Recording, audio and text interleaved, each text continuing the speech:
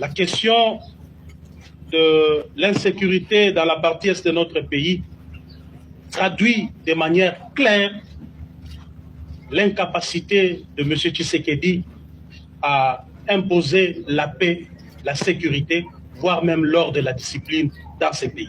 J'ai vu malheureusement, quand le M23 a pris Bunagana, donc quand le feuilleton M23 commençait, les manipulateurs de ces pouvoirs montaient des messages dans des laboratoires, des services, pour dire voilà, il faut être patriote, le pays est agressé, allons faire ceci contre le Rwanda, faisons cela contre le Rwanda. J'ai vu même de jeunes gens marcher contre, faire un sit-in devant l'ambassade du Rwanda. Et beaucoup se sont posé des questions. Mais pourquoi l'honorable Kabound n'a même pas fait un tweet? Il n'en a pas même évoqué. Je n'ai pas parlé. Parce que je considère que ce qui se passe, on est en train de manipuler l'opinion et le peuple. Lorsque M. Tshisekedi ne maîtrise pas la notion de l'État, voilà que nous sommes en train d'assister des choses auxquelles lui pense que c'est de la blague. L'État, ce n'est pas la 10e rue. L'État, c'est l'État. Il a ses mécanismes et ses moyens de fonctionnement qui requièrent de l'intelligence, de l'anticipation, de la sagesse dans les chefs de celui qui l'engage. Comment voulez-vous que la partie Est soit sécurisée dès lors que nous n'avons pas une politique claire en matière de défense et de sécurité? Dès lors que nous n'avons pas, le régime Tshisekedi jusqu'à aujourd'hui n'a investi rien, ni dans l'armée, ni dans la police. Donc aujourd'hui, le peuple congolais, plus particulièrement dans la partie Est, est sacrifié du fait que Félix Tshisekedi n'est pas en mesure d'imposer la paix dans cette contrée. On voudrait dire que le Rwanda agresse le Congo à travers le M23. C'est bon bien.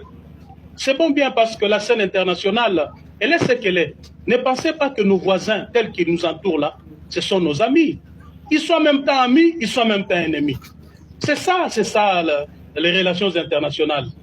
Alors, on a 9 voisins, on a 9 amis et 9 ennemis en même temps. Aujourd'hui, nous parlons du Rwanda.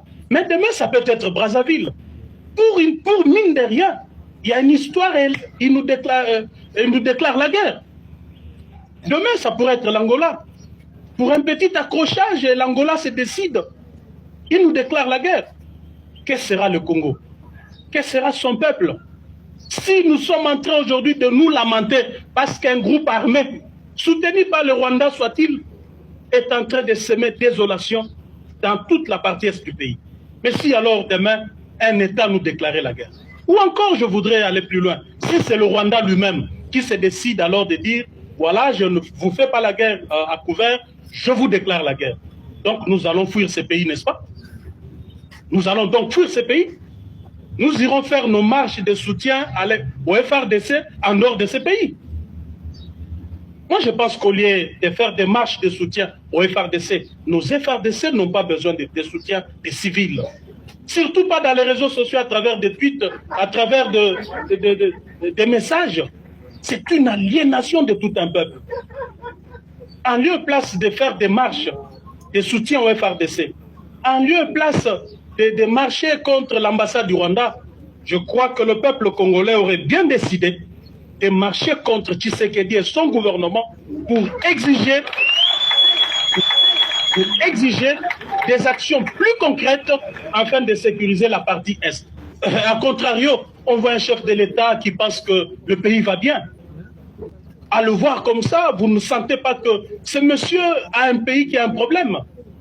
Surtout qu'il ne se permet pas de passer de bons week-ends. Chaque week-end, c'est la coule douce. Avec une situation pareille, il faudrait pas aller chercher les diables ailleurs. Le diable se trouve chez nous.